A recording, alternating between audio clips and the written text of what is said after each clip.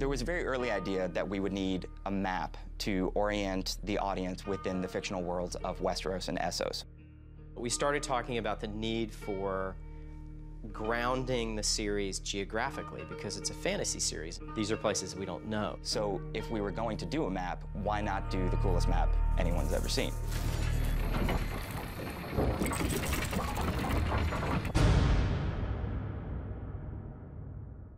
We think it's going to be helpful at the beginning of every hour to be able to see where everybody is in relationship to everybody else. The idea is to help the viewer understand the geography of where all this stuff is happening. We didn't want to do the traditional thing where it's a parchment map and it's flat. We really wanted to do something very different and very elaborate and complex that sort of mirrors how complex this world is that we're representing in the title sequence. What we wanted to do was create something different than we've seen before, so that when people turned on the TV and started watching the show, they were transported to somewhere else. Everything was really based on the fictional world of Game of Thrones. We knew there were some really important families and houses that this first season sort of covered. The design of all the buildings, the design of the terrain, this all comes out of the world of the show. The art department from the series sent us a lot of their concept art and visual reference and stuff. Knowing how authentic everything in the actual series needed to be, we felt that we had to match the authenticity of the series in our title sequence. The initial idea was, we'll build something in the computer that looks like it's the real thing. If we had our druthers, we would have loved to build the whole thing and just shot it. We wanted everything to feel handcrafted. Everything we're doing is very organic, so it's all woods and weathered kind of materials. We sampled metals, we sampled leather, we sampled different woods. We wanted to make the map seem like it was built by these mad monks in a monastery someplace. The first time we saw the first mock-up of one, it looked so much like a real model that we wondered if some team of guys with like jigsaws and balsa wood, like hard at work building miniatures. The shape of this world is an inverted globe. The world is not actually on the outside of the sphere, it's on the inside of the sphere.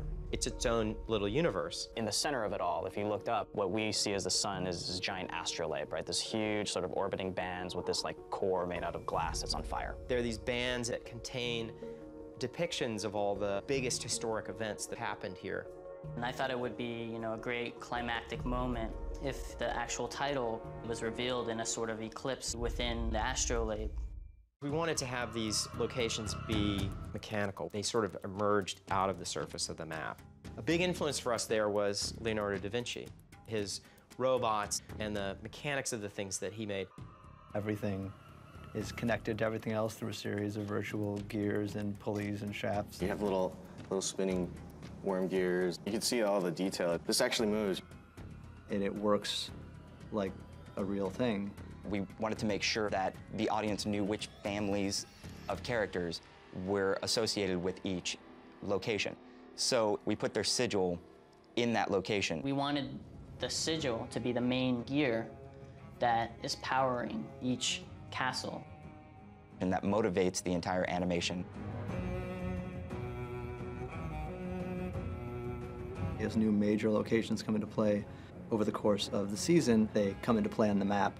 Over the course of the different episodes, you should be able to glean a lot more information if you're looking for it. This map will evolve with the show and hopefully into future seasons. We put everything that we possibly can into the title sequence to make it as great as it can be. It's just such a visually rich and stunning credit sequence. It's the kind of thing that people are going to watch over and over again for the pure joy of just seeing the crazy genius that went into the map.